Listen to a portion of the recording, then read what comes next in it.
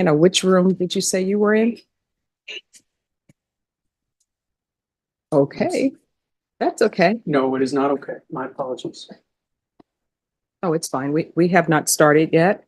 Well, that's very kind of you, but that is not acceptable. My apologies. Your Honor, for that outburst, can we please put a tracker on Hank Wilkins? All right, so we can have Mr. Davis come down, please. The record reflects that Zach Dunn is going to single white female me. I went to a CLE where a guy that was talking, in a federal thing, was talking about how his phone was a tracker. And he said, and he chose a random day. He said, what is scary about it is how boring my life is. I wouldn't go into any place interesting. All right, we're going to go on the record. Court is calling 2022 CR 1227, State of Texas versus Anthony Lee Davis. Could I have parties announced for the record for the state? Hank Wilkins for the state, Your Honor. Defense? Kitty Brovinick for Mr. Davis. And are you Mr. Davis? All right, you're going to need to speak up so that the court reporter can hear. All right. And just one moment, everyone. Let me go to the real time.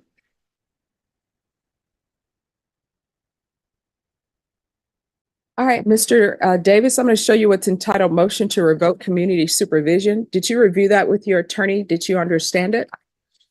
Are you the same Anthony Lee Davis who's placed on community supervision in 2022 CR 1227 for the offense of evading arrest detention with a vehicle on June 28, 2022 for a term of 7 years? Is that you?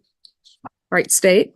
Violated condition number 14U on or about the 28th day of November 2023 in Bexar County, Texas. The defendant, Anthony Lee Davis, did then and there fail to apply for, provide documentation of attendance, and comply with all rules, regulations, instructions, and financial agreements as directed by the court and/or supervision officer and/or the head of or authorized personnel of the following program. Parenting class, in violation of condition number 14U. All right, to that, how do you plead? True or not true? And we waive the other violations alleged in the motion, Your Honor. Any objection? No, Your Honor. All right, did you understand by pleading true to violation 14U, the court could find it true, grant the motion, and sentence you up to 7 years in prison and up to $1,000 fine? Knowing that, do you still wish to plead true to 14U? All right, you're whispering. Court will find 14U true. Is there a proposed agreement? There is, Your Honor. We're asking that you deny the motion, continue the defendant on supervision, and amend conditions to include the state ISF cognitive treatment track, followed by ISP supervision and continue mental health care with CHCS or Be Well, Texas upon his return. That's our agreement, Your Honor. All right. Probation, just one moment. Is that the probation's recommendation? All right, Mr. Davis, you wanted to say something? Sure. Can you raise your right hand for me? Do you solemnly swear or affirm the testimony you give will be the truth and nothing but the truth, so help you God? All right, you can lower your hand. State your name for the record. I also have a State your name for the record. Davis. Yes. What did you want to say? I also have an address of my sister's house. If I can go there and still get help with my. Now, here's the thing. We've tried that and you haven't followed through. So it appears that the only way you're going to follow through is if you're an inpatient. Now you have choices today, and I'm going to give you a choice. Sometimes I can give people choices. Sometimes I cannot. So here's your choice. You can go to prison for 5 years, or either you can go to state ISF, and I'm going to order that you be on GPS, and you are not allowed to live with your mother because there's a no contact order in place. You're not allowed to live with your sister unless your sister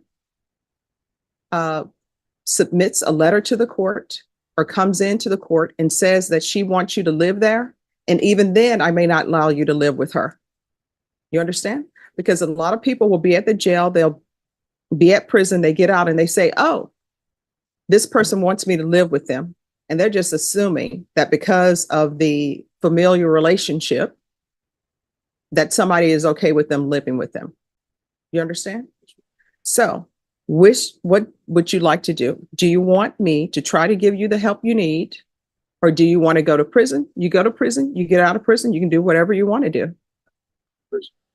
All right. So why have you not been following through on what I've been ordering for you to do?